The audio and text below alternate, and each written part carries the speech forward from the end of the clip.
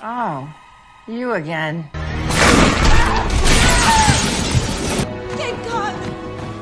Halo kalian semua, bagaimana kabarnya? Kembali lagi bersama saya yang akan menemani waktu rebahan kalian. Bagaimana jadinya jika hantu sudah tidak ditakuti di zaman modern ini, seperti film yang dibuat pada tahun 2023 ini yang berjudul.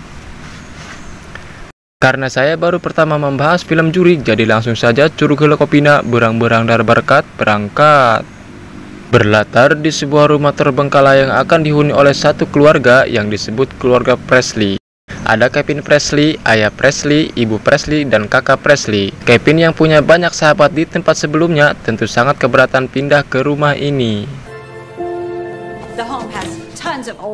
Terlihat dari kondisinya yang sudah rusak dan kayunya pun sudah banyak dimakan rinyu, rumah ini sudah lama ditinggalkan oleh pemiliknya, dan ketika Kevin coba melihat-lihat ke lonteng, disitulah Kevin merasakan ada aura-aura kekeengan. Setelah dia menengok ke belakang, tiba-tiba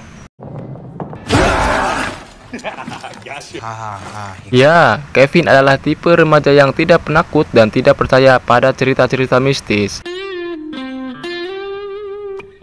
Singkat cerita, Kevin dan keluarganya sedang berkumpul yang dimana terjadi gangguan listrik yang kicep-kicepan.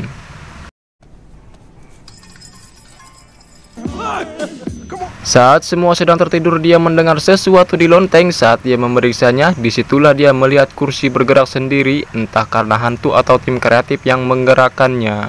Karena merasa ada yang janggal, Kevin langsung menyalakan kamera ponselnya yang dimana muncul sesuatu di balik dinding dan...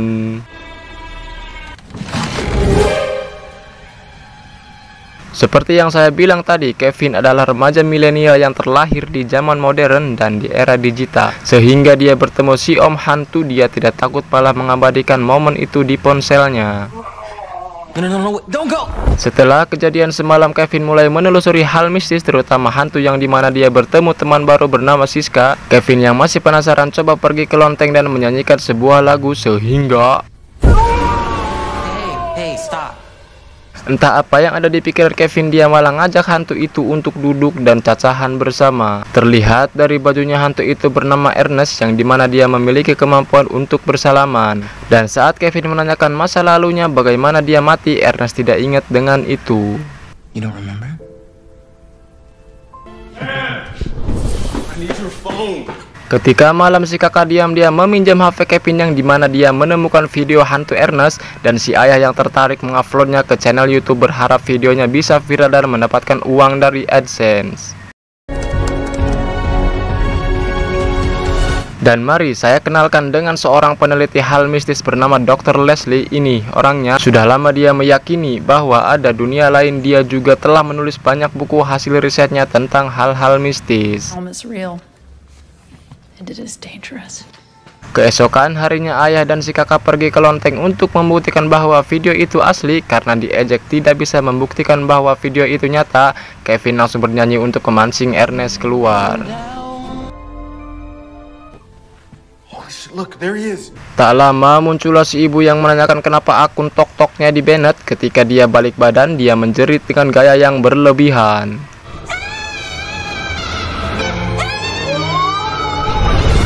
Tanpa berpikir panjang, si ayah langsung menguploadnya di YouTube dan berhasil mendapatkan penonton 26.000 dalam waktu 5 menit, sedangkan saya 260 kali dalam 5 jam.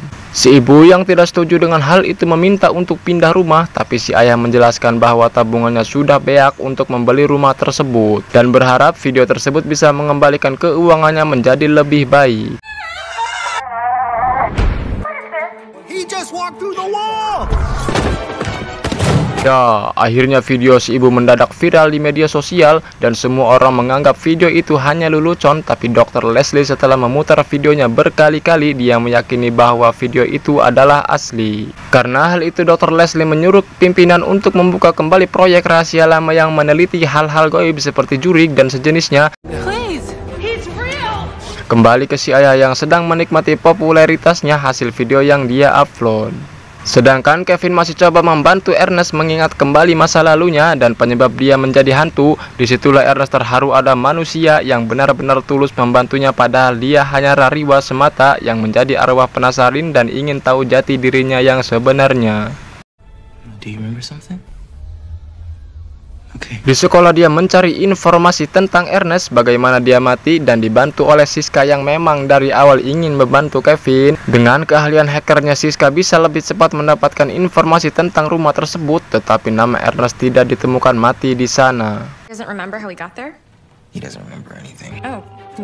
Kembali ke si Ayah yang sangat-sangat senang sekali karena kedatangan selebritis sekaligus paranormal terkenal bernama Madam Judy, yang dimana dia ingin mengadakan acara talk show sekaligus ingin melihat langsung membenguk hantu Ernest. Si Ayah pun meminta bantuan Kevin agar Ernest bisa muncul di depan publik, tapi Kevin terlihat keberatan dengan hal itu. Tapi karena Ernest tidak keberatan tampil di acara itu, akhirnya Kevin pun setuju dan mengajari Ernest bagaimana jadi hantu yang bisa menakuti semua orang dengan tata cara yang benar dan menakutkan.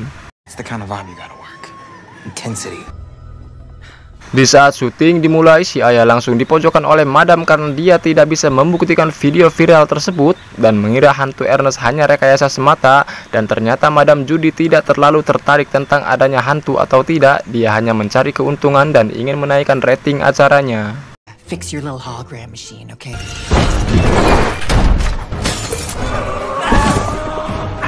Bahkan kemunculan Ernest benar-benar tidak dihargai oleh Madam. Dia masih menganggap bahwa itu hanya hologram. Akhirnya Ernest pun mempraktekkan apa yang ia pelajari dari hantu-hantu seram dan... Oh, you again. Dengan kejadian itu, si kakak berhasil merekamnya dan menguploadnya di channel si Ayah dan berhasil ditonton 3 juta lebih dalam waktu 6 menit. 3 million views in 6 minutes. Berkat acara itu, Dr. Leslie didatangi pimpinan yang tertarik untuk membahas lebih lanjut hantu Ernest, yang dimana Siska berhasil mendapatkan petunjuk dan ternyata hantu yang ada di depannya bukan bernama Ernest, melainkan hantu yang mengenakan baju bernama Ernest ketika dia mati. Sehingga Kevin mengajak Ernest menuju alamat bar dan mengungkap siapa nama Ernest sebenarnya. It's out there. I promise.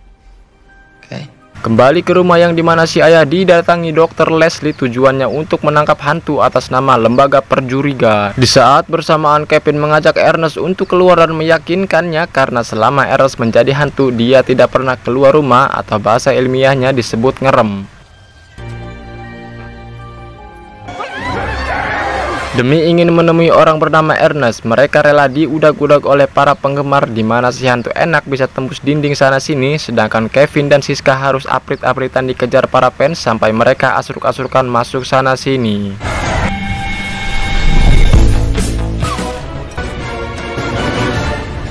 Tiba di bar tempat Ernest bekerja, mereka menanyakan tentang Ernest di sana, yang dimana salah satu pegawai bar mengatakan bahwa Ernest sudah lama tidak bekerja di sini, dan pegawai itu menunjukkan foto dan ternyata Ernest adalah sahabat baik hantu tersebut saat masih kerja di sana. You're a genius. Kembali ke Dr. Leslie yang dimana dia mendapat izin dari pimpinan untuk menangkap hantu, dan mereka membuka kembali program lama mereka yang di situ terdapat berbagai senjata untuk menangkap hantu. Juga ada kurungan untuk mengurung berbagai jenis hantu seperti bebongkong, kekek, dan jojodog sawah. You're gonna do exactly what we tell you. Sementara keluarganya sedang digerebek Kevin, Siska, dan si hantu menuju alamat rumah Ernest, yang dimana ketiganya menikmati suasana tumpak mobil padahal mereka dari alam yang berbeda.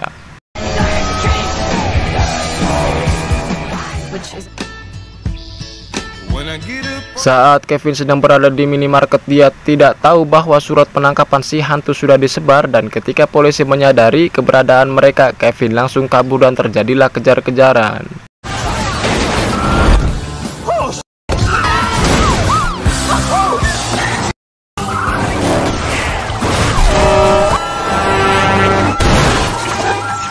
Tiba di rumah orang bernama Ernest, ini orangnya. Mereka menanyakan tentang si hantu dan ternyata dia bernama Randy, sahabat baiknya sekaligus orang yang menikahi adik iparnya. Randy McGovern. That woman next to him was my wife. Ernest tidak tahu bahwa Randy sudah meninggal, dia hanya tahu Randy menghilang dan terpukul atas kematian istrinya. Namun sebelum menghilang, si hantu sempat menitipkan putrinya dan mati di tempat tinggal Kevin saat ini gara-gara terlalu banyak minum alkohol. Pada saat hantu itu menampakkan dirinya, muncullah petugas untuk menangkapnya. Kevin menyuruhnya untuk pergi, tapi karena si hantu tidak bisa meninggalkan sahabatnya, akhirnya dia tertangkap.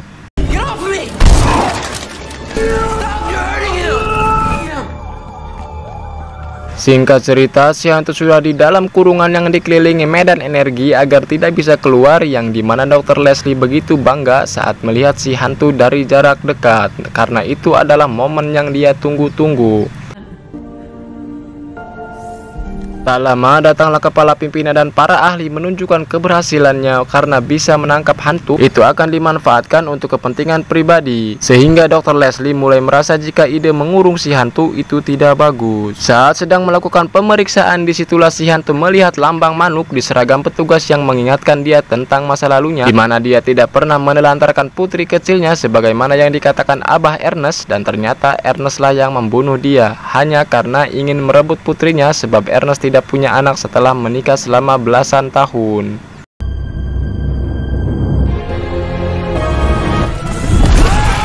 Dan pada akhirnya Dr. Leslie berubah pikiran untuk melepaskan kurungan si hantu agar dia bisa bebas. Meski si hantu adalah juri, dia tetap membutuhkan kendaraan untuk bepergian. Kembali ke Kevin yang terbangun dari mimpinya karena ada suara berisik di lantai bawah, dan saat dia mengeceknya ternyata Abah Ernest bermaksud untuk membunuh Kevin karena dia merasa rahasianya sudah terbongkar. Begitu juga si ayah yang ingin membantu, tapi meski Abah Ernest sudah kolot, tapi dia mampu untuk menumbangkan si ayah sampai pingsan.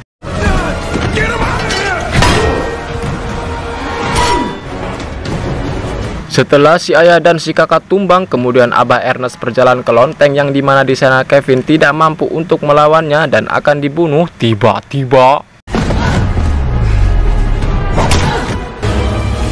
ya, muncullah si hantu di waktu yang tepat. Begitu juga si ayah datang untuk membantu, dan singkat cerita, si Kevin dan si ayah membawa wanita tua ke danau yang ternyata itu adalah putri si hantu yang ditinggalkannya sejak kecil, sehingga dengan pertemuan ini mengingatkan si hantu atas kenangan sewaktu merawatnya dulu.